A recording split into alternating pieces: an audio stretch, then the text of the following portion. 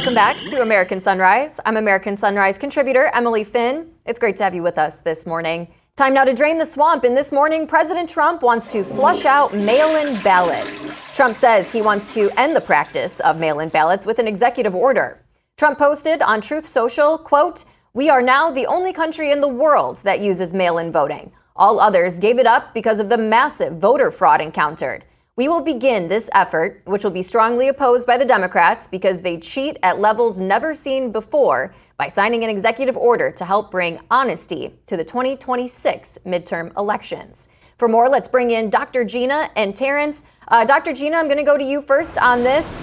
Do you think that he's going to be able to do this before the midterms? That is going to be some fast work, Emily, if he does it. But, you know, I'm so happy that he's talking about this. I'm so happy that he wants to do this. If we could reform our election system, and this is the biggest step, honestly, one of the very biggest steps to doing so, talk of things that were acts of desperation, and you guys are going to hear me say it, like term limits wouldn't even be necessary. Because right now, the voter fraud is the reason why these incumbents get in for decades and decades and decades. But if the real vote came through, I don't think they'd survive. I think people would get out and vote and feel more motivated to vote. When you know your vote matters, that psychology of knowing your vote actually matters, it is a huge motivator to get people who are really interested and really educated to the polls to do exactly that. So that's why this is such a huge step to me in saving our republic overall. And I don't mean to be dramatic. I'm really serious when I say the last thing I think we need to do is, as you know, give up our own right to vote with term limits. That bothers me. So I love this because this restores the whole system without even having to entertain those things, Terrence.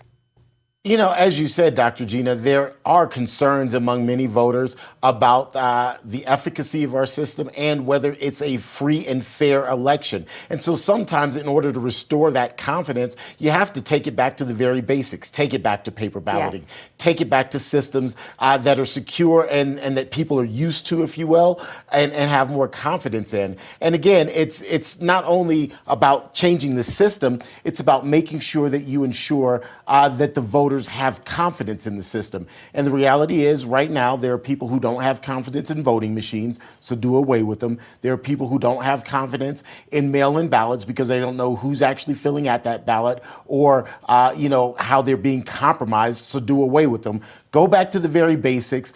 Make sure that people have engendered confidence in the elections again. And then if you want to build on that in the future, fine. But when there's such a distrust of the system, sometimes it's important, again, just for confidence, to take it all back, go back to the very basics so that people know their vote is secure and that the election is fair and safe. Absolutely. And I think it was obviously the 2020 election that was the source of a lot of this mistrust. In the middle of the COVID-19 pandemic, Democrats bending rules about how mail-in ballots were able to be used. And I think the biggest thing, Joe Biden got millions more votes than Kamala Harris in the middle of a pandemic. I mean, of course, there are questions that are being raised. So like you said, Terrence, to be able to simplify our elections and simplify this process, and, you have to show up in person and do it that way, it may be able to establish a little bit more trust. And show an ID. And show an ID. It seems so basic, so common sense. Just brace yourselves for the reality, though. The Democrats are going to say this is voter suppression. That's what they're going to say. They're going to say, and they're going to give one anecdotal, and they're going to parade someone out on the streets who is housebound or something and didn't get to vote or whatever. Well, there are exceptions for that, first of all. There have always been exceptions for that. This voter fraud has been happening for decades on decades, and especially in our inner cities. I know inner city politicians that I know personally who joke about it themselves, who are reelected time after time after time based on fraudulent measures. And so, yes, we have to clean it up, but it's not going to be as easy as just cleaning it up because there's big money, big money behind all of this. Don't forget that. And don't forget the voter machines have big money behind them as well.